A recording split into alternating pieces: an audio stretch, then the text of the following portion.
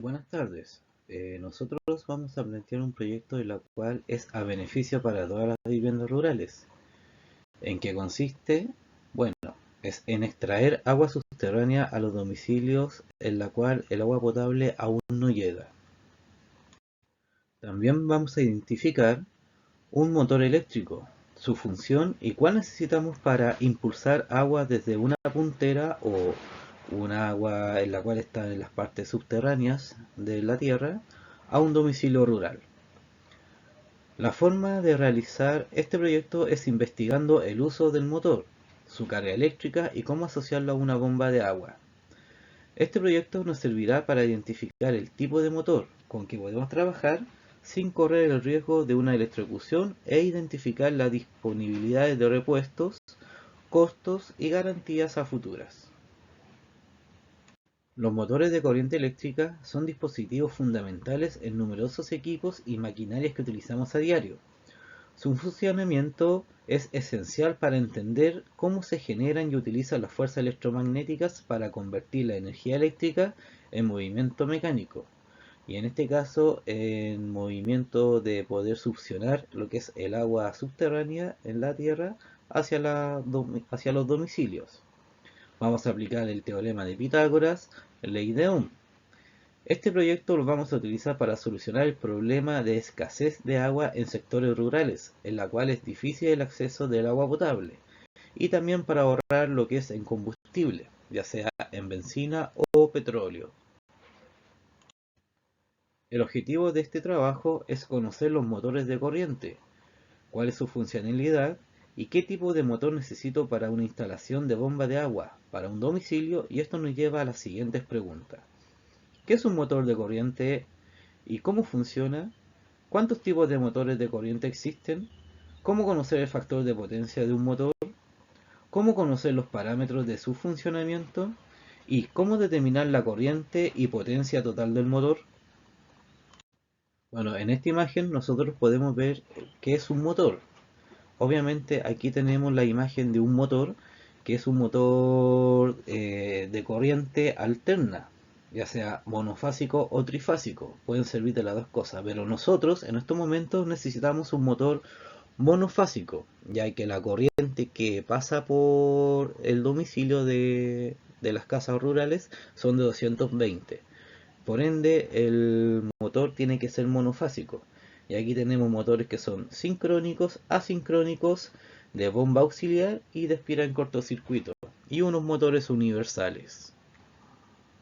El trabajo para poder llegar a los valores reales que necesitamos en este proyecto. Para solucionar este caso vamos a necesitar aplicaciones como GeoGebra para poder calcular las dimensiones de los ángulos. Vamos a aplicar teorema de Pitágoras y teorema de seno y coseno.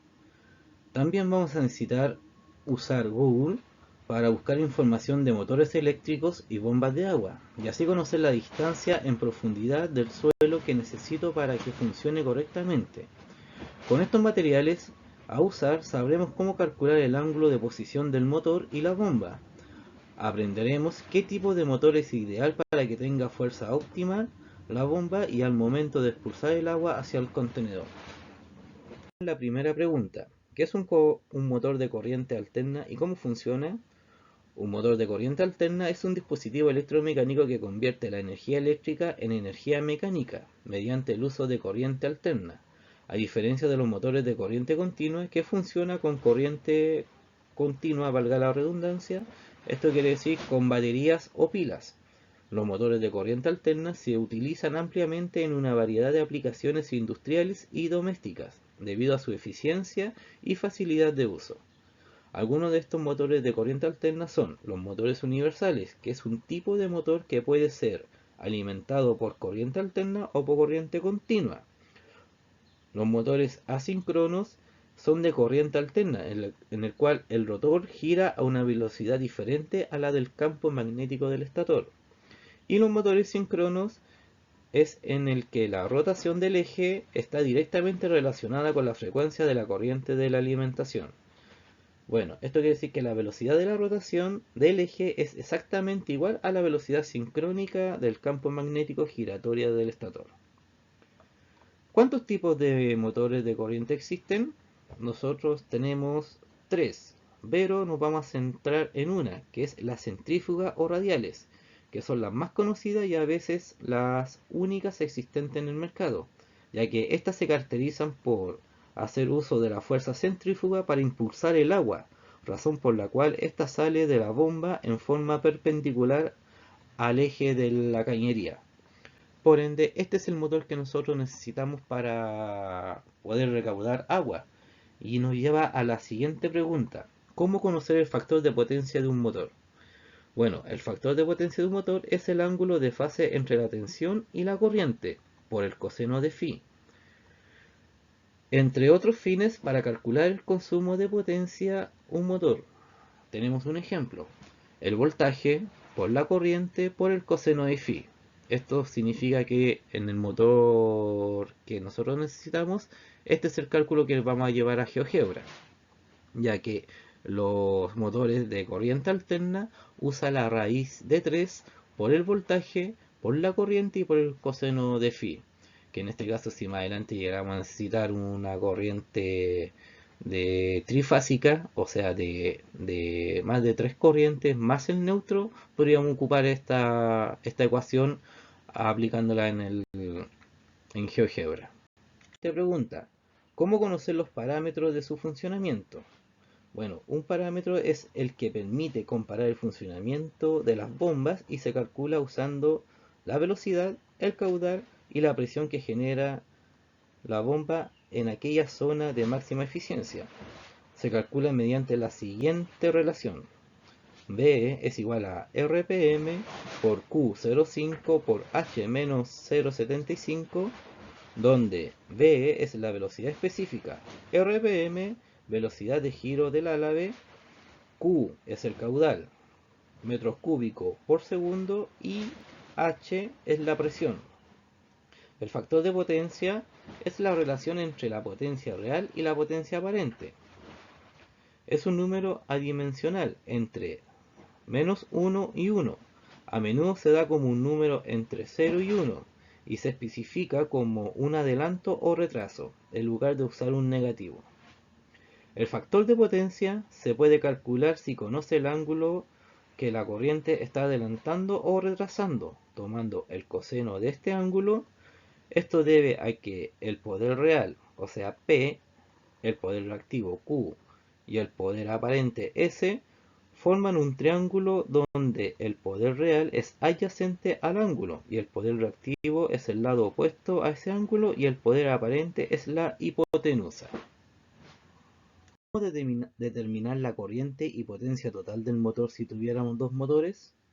Bueno, aquí nosotros tenemos la P, que vendría siendo nuestro poder real, y pasándolo a nuestros ángulos, este vendría siendo nuestro cateto adyacente.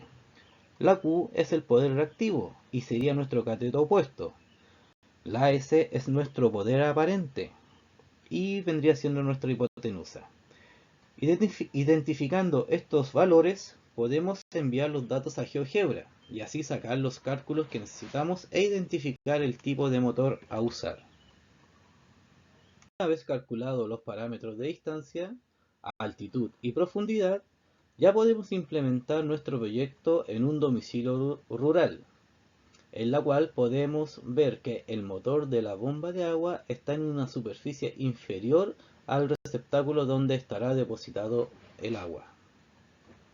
El ángulo del coseno, en GeoGebra sabremos qué tipo de pendiente le damos para dirigir el flujo de agua a nuestra reserva, y con el factor de potencia aplicando la ley de Ohm tendremos la succión del agua subterránea.